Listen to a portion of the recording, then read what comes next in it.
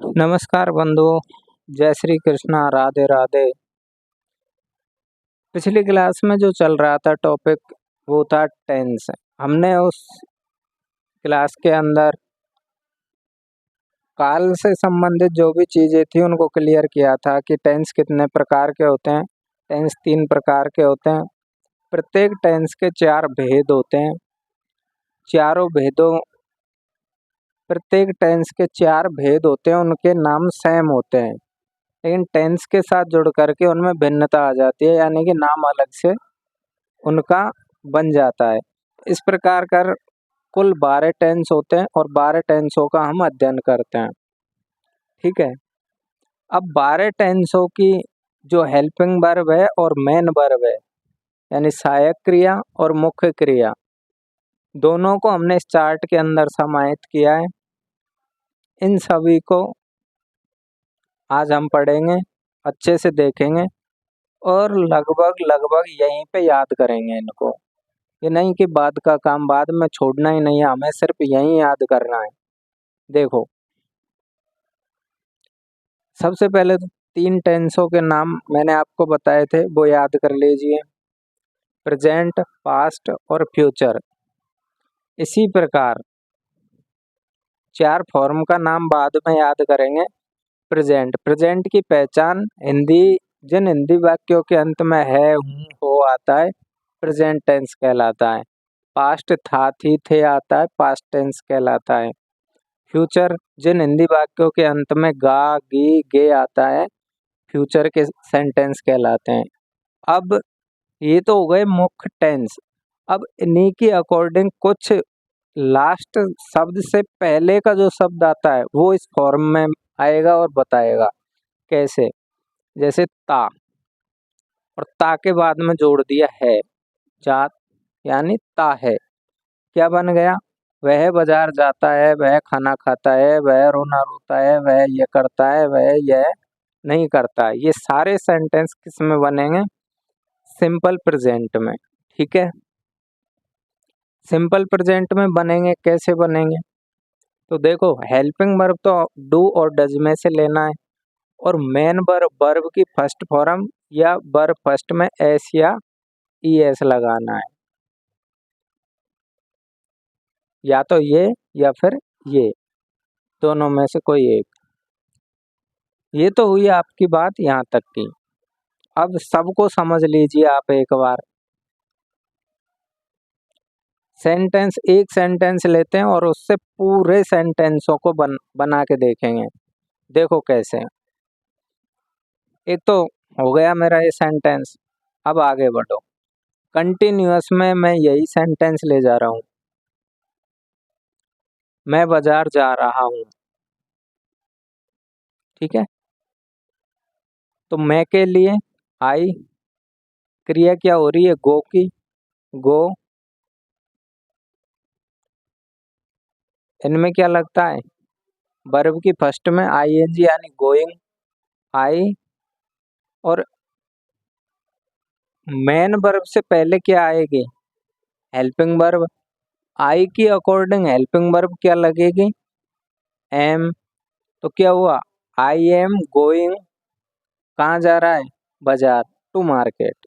ये बात खत्म हुई इसकी। परफेक्ट में देखो, वह बाजार जा चुका है। वह के लिए सी और ही लेते हैं, तो ही ले लो चाहे सी ले लो, सी। अब सी एक वचन है तो हैज आएगा, बहुवचन होता तो हैव आता। She has gone to market. She has gone to market. आगे बढ़ो। Perfect continuous tense. परफेक्ट में क्या होता है? समय दिया हुआ होता है, समय के साथ रहा, रही, रहे होते हैं। तो ऐसे मान लीजिए वह 10 बजे से बाजार जा रही है।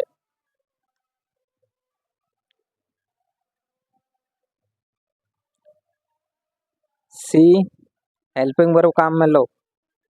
सी has been going to market since 10 o'clock। बन गया सेंटेंस। आगे बढ़ो। प्रेजेंट के चारों फॉर्म खत्म, पास्ट शुरू कर दो।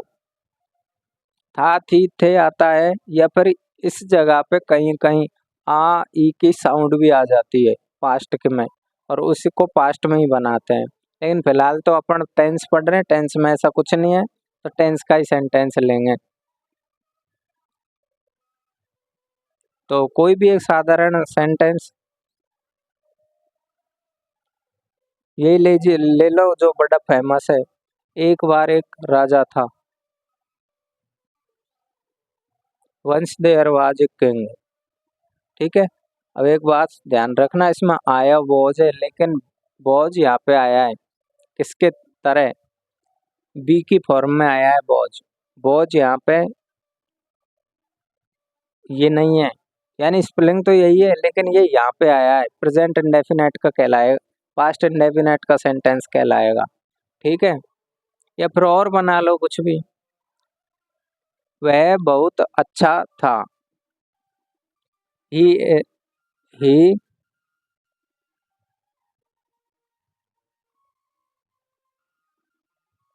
He was very pretty. चलो छोड़ो इसको एक मिनट के लिए, पास्ट को थोड़ा छोड़ दीजिए क्योंकि इसमें उलझन है। फिर ये कंडीशनल में भी जा सकते हैं क्योंकि कंडीशन लगी हुई है। एक मिनट इसको छोड़ो, प्रेजेंट पास्ट इंडेफिनेट को, इस पे चलो। अपना था वाला जो सेंटेंस चल रहा था वो नहीं बैठ रहा इसके अकॉर्डिंग। अब इसमें देखो, वह बाजार जा रहा था। He was going to market.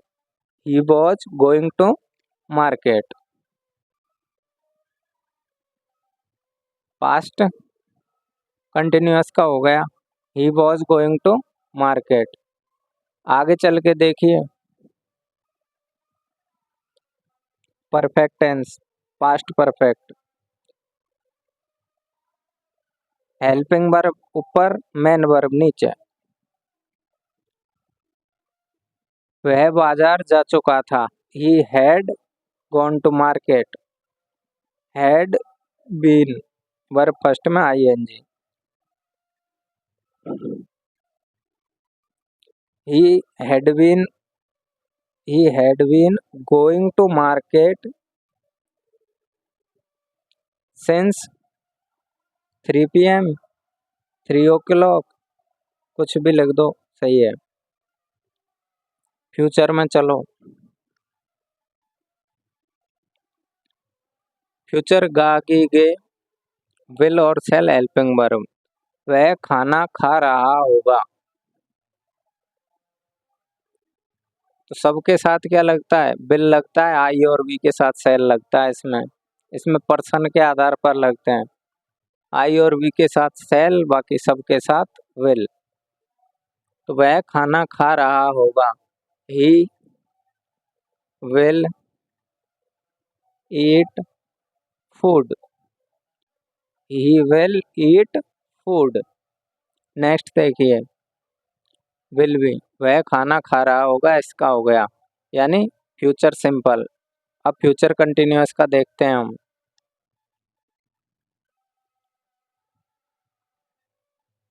बाजार जाने का ही बना देंगे, खाने खाने के बना लेते हैं इसके। She will be eating food. She will be eating food, कि वह खाना खा रही होगी। ये तो हो गया फ्यूचर कंटिन्यूअस। अब आ जाइए फ्यूचर परफेक्ट पे। Helping verb will have shall have. Will have shall have के लिए देखते हैं। वह खाना हाँ, खाने पे ही चलने दो। He will have he will have eaten food. Eaten food. She will have she will have eaten food. बात खत्म। विल विल हैव बीन और शैल हैव बीन, वर्ब की फर्स्ट में ING. Will have been, shall have been, verb first में ING. चलो आ जाओ।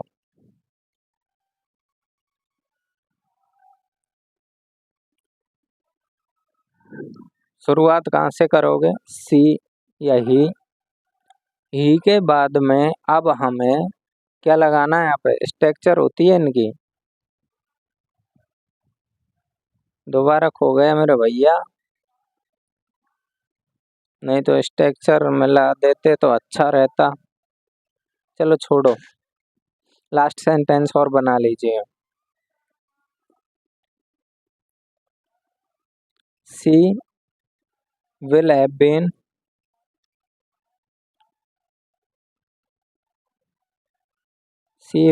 Been eating food for 2 hours। अब यहाँ पे फोर क्यों आया? क्योंकि अनिश्चित समय है, 2 घंटे से खाना खा रही है। अब कौन से 2 घंटे निर्धारित कर सकता है कोई? भाई 2 बजे से 4 बजे तक, 4 बजे से 6 बजे तक, 6 से 8, ऐसे जो समय होते हैं वो अनिश्चित होते हैं। अनिश्चित ड्यूरेशन होता है ये, इसकी अवधि, ड्यूरेशन तो फिक्स होता है लेकिन अनिश्चित समय होता है। और अनिश्चित समय से इस बात का अंदाजा लग जाता है कि इसमें बताया कुछ भी नहीं गया है, सिर्फ 2 घंटे कह दिए। अब कौन से 2 घंटे, कैसे पता लगेगा कि ये कौन से घंटे की बात कर रहे हैं? लेकिन हाँ, अगर इसमें दे देता 4 बजे, 6 बजे, 1 महीने, 2 महीना, 10 महीना, 2 वर्ष, 10 वर्ष, ये सब क्या है? सिंस लेते हैं। और इनके अलावा देखो 10 मिनट, क्या पता कौन से 10 मिनट, 10 मिनट, 10 घंटे, 10 दिन, 10 वर्ष, ये सब क्या है? ये सब अनिश्चित समय को बताते हैं, इनके लिए फॉर का प्रयोग किया जाता है। तो बंधुओं, ये थी थोड़ी सी आज जानकारी टेंस के बारे में। इसका आप स्क्रीनशॉट ले लीजिए और बुक में लिख लीजिए। और समझ में नहीं आए उसे मुझसे पूछना कि ये चार्ट में ये चीज़ समझ में नहीं आई, यहाँ पे क्या था। लेकिन भाई बंधुओं, ये बहुत काम का है, सीधी बात बता दूं। अगर ये किसी ने याद कर लिया मतलब टेंस का ज़्यादातर पार्ट उसका क्लियर कर लेगा वो, ये अगर चार्ट क्लियर है तो। क्योंकि इसी के बेस पे सब कुछ होना है, सेंटेंस इसी के बेस पे बनेंगे। और रही बात एग्जाम के, तो एग्जाम में जो टीचर्स पढ़ाते हैं नॉर्मल स्कूल में, वो ये इतनी जानकारी भी नहीं देते। इसके अलावा अपना टाइम पास करके चले जाते हैं। हालांकि मैं किसी टीचर के बेचारे के नहीं बोलना चाहता किसी के बारे में, लेकिन फिर भी बच्चों को सही जानकारी तो देनी चाहिए ना। तो आप एक काम कीजिए, इसका चार्ट बना लीजिए, स्क्रीनशॉट लो। पहले तो स्क्रीनशॉट पड़े ही रहते हैं, कोई काम नहीं आते। और उस स्क्रीनशॉट से इसको अपनी इंग्लिश वाली बुक में आगे पीछे जहाँ भी आपको बढ़िया लगे वहाँ लिख लेना है इसको। ठीक है बंधु, okay, good bye, see you, take care.